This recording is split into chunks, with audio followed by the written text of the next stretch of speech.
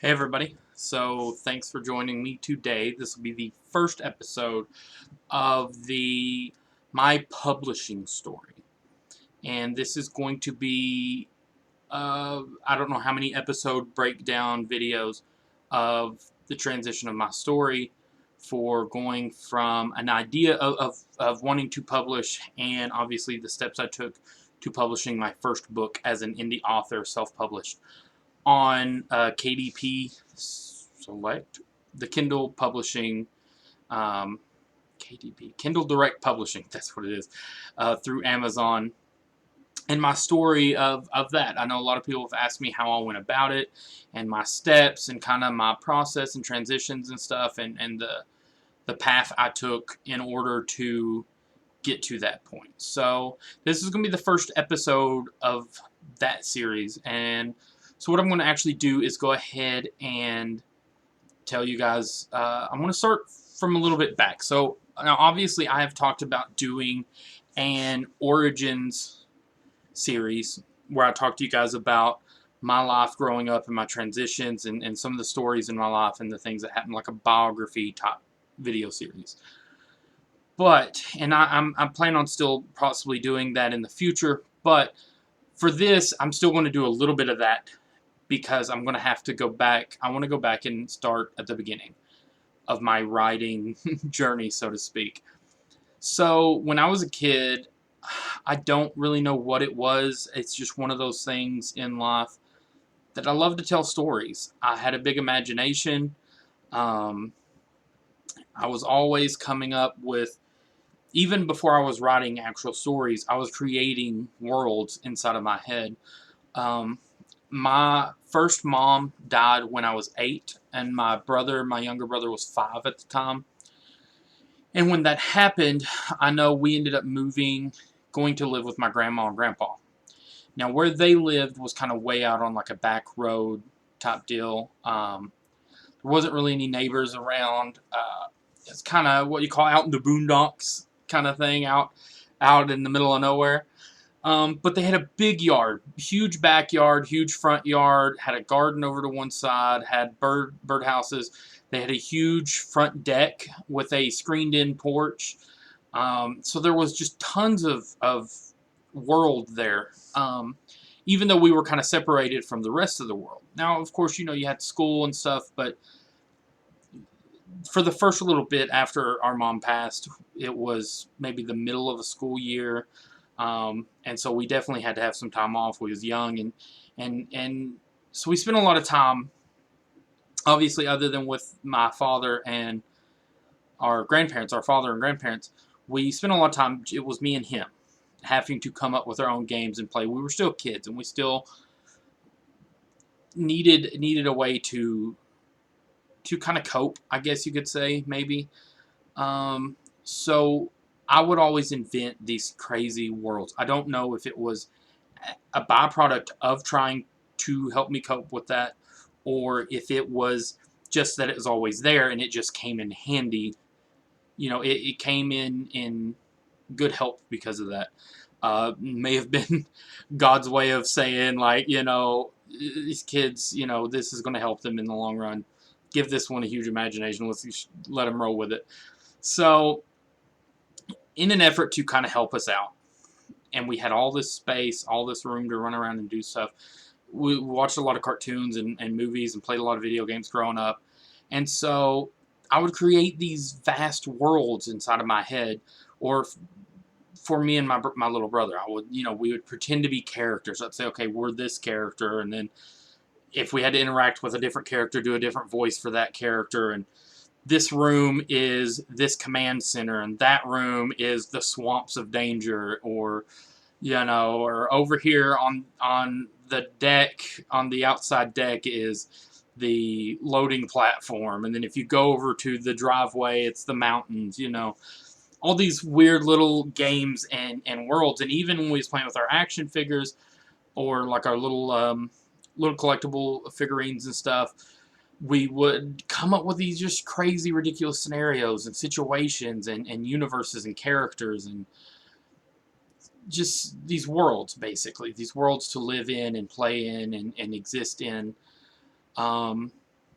And it was so much fun, and I think that was a big part of one of the things that helped in an early age setting in that author mentality, that I was already developing worlds and characters and universes and giving them names and personalities and voices and life, so to speak. So it was a big help to us. Like I said, it definitely helped, um, and really helped us through a difficult time in our lives, and helped me through that, and helped me to help us, I guess, if you will.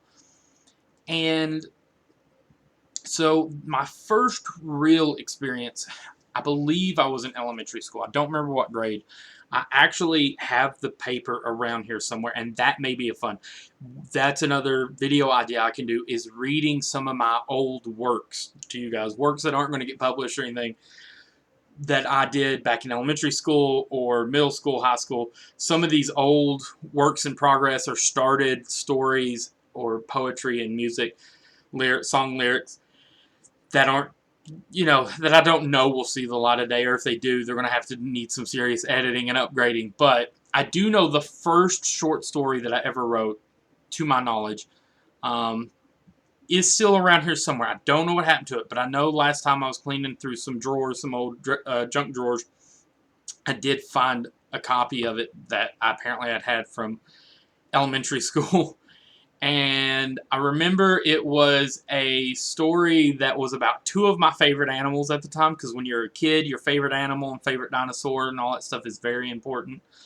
Um, and it's very, very corny. It's not great as far as in, like, by now standards, but if you go by, for an elementary school kid, it's not bad from, it's definitely something. It's interesting to see where, if you see, when I found that and I read that to you, and you guys can hear that to The Princess and the Squire, it's kind of a fun journey.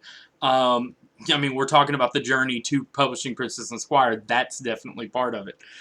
But I remember writing, well, I don't really remember writing it. I remember it, and I remember writing it, but I don't remember, like, where my headspace was at, where I came up with it. It was really just, I don't know. I can't even begin to tell you what went through my mind when I wrote that one. And I'll find it and I'll read it for you guys. That'll be a fun video to do, is reading some of my old works in progress, or my old works. The first time I remember getting really into writing was middle school. So in middle school, I started doing a lot of poetry for my writing classes and such. I'm just keeping an eye on the time here, see how long these videos go, and try to make them not too long for you guys to get some episodes out. So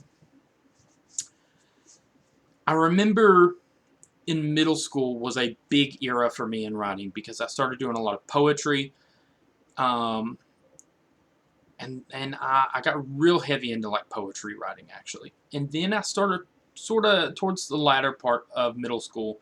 I had a big group of friends. We were living in Jackson County at the time, which is a kind of down backwoods kind of town, small town, very country, southern town kind of deal. But my dad was preaching at a local church down there. We were living in a manse, what's called a manse, which is like a house next to the church. And I was in middle school at the time, and I had a lot of friends and buddies through both school and through the church, through youth group and such, that lived around, and neighbors. For this, it was very different from when we were kids, and we lived out in these back roads where there wasn't any really neighbor kids and stuff. Now we had a plethora of, like, friends and stuff that lived 2 minutes away, that would just walk over, or ride their bikes over, and we'd all hang out, like, every day, especially during summer. We'd all hang out and run around playing outside and stuff. Again, all these universes. And at this time, we were really big into, like, Dragon Ball Z and Star Wars and Pokemon and all these, like, very artistically created universes and worlds, which, again, it really fed into me. So, especially Dragon Ball Z. We were big anime fans. Not just DBZ. I will say there was a lot of anime that we were very obsessed with, needless to say. I think it was a little bit before middle school Actually, maybe I'd started watching DBZ the year or two before I moved down there. It was like 4th grade. I was in 3rd or 4th grade when I first watched anime, which was DBZ and Yu Yu Hakusho and Rurouni Kenshin. That was the 3 big ones I got into.